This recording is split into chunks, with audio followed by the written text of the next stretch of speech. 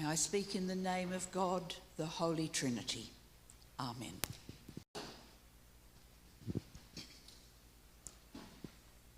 Some years ago, my late husband and I were at that giant necropolis, Springvale, for the funeral of a member of Brian's family.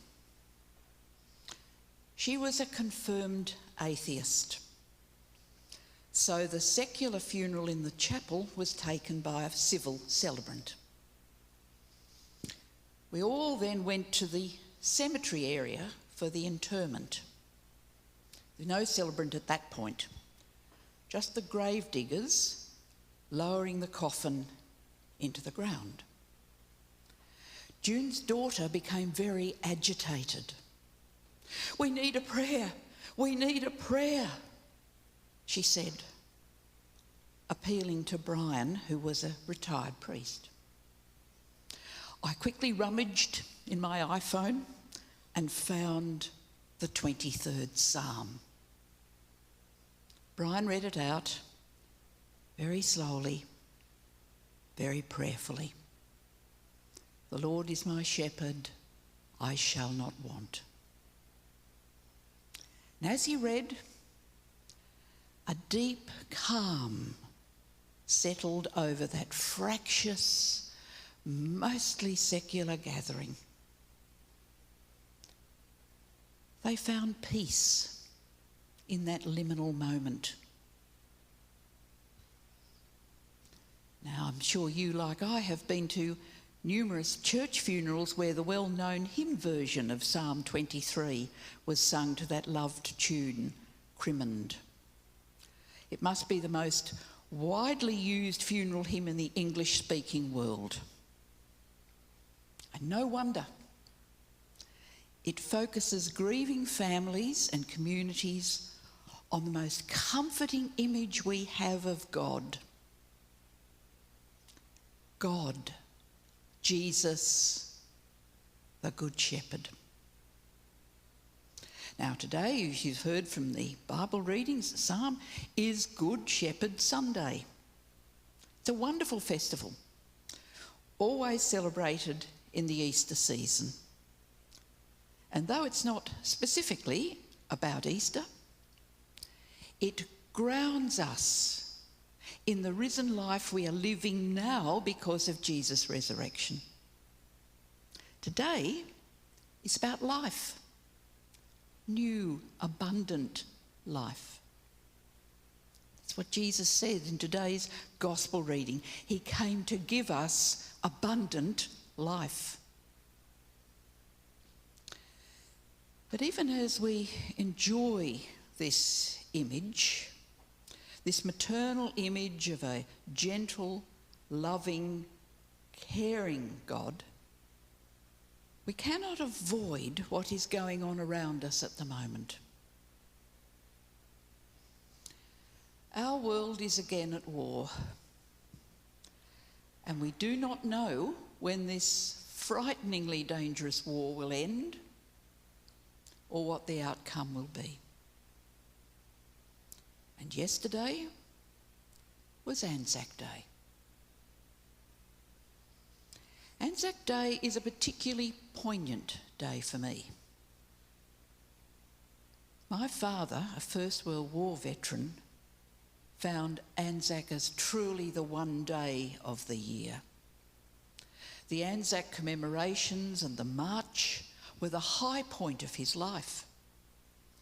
I suspect they gave him some reassurance that his horrific experiences in the frontline trenches on the Western Front had been worthwhile. For one day of the year, just briefly, he was his country's hero once more.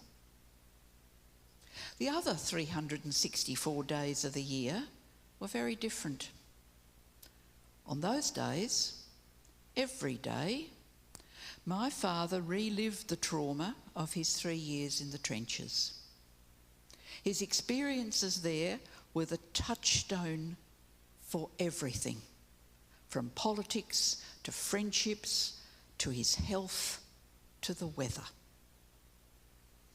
While his physical wounds had healed, his mental and spiritual scars were still as painful on the day he died, aged 75, as they had been when he was demobilised at the age of 21. His friends from the trenches, and indeed most surviving combatants of most wars, would have suffered similarly. Central to my father's ongoing internal agony was the appalling sense not just of the pity of war, but also of the futility of war.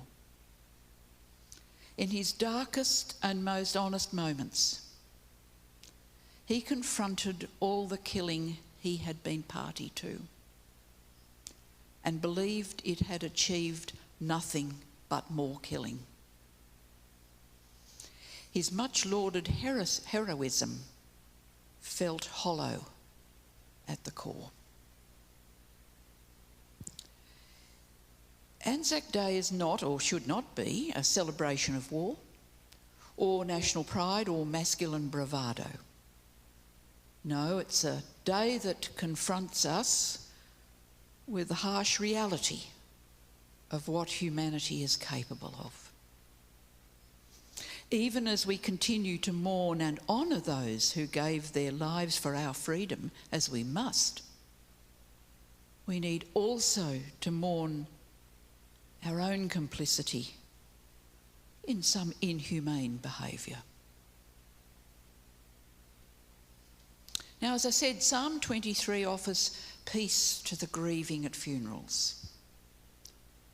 Can it offer deep peace as we grieve wars past and struggle with war present? Can it help us live good, generous, loving lives? So what does Jesus the Good Shepherd offer to us today? Well, first, we must move away from those saccharine images of Jesus the Good Shepherd. You know the ones with frisky lambs and flowers and pretty scenery. That wasn't what the shepherd's life was like in Jesus' day. It was hard work. The shepherd, you see, spent most of the day and night with the flock. Sheep were kept in enclosures, not running free in the paddock as they are in Australia.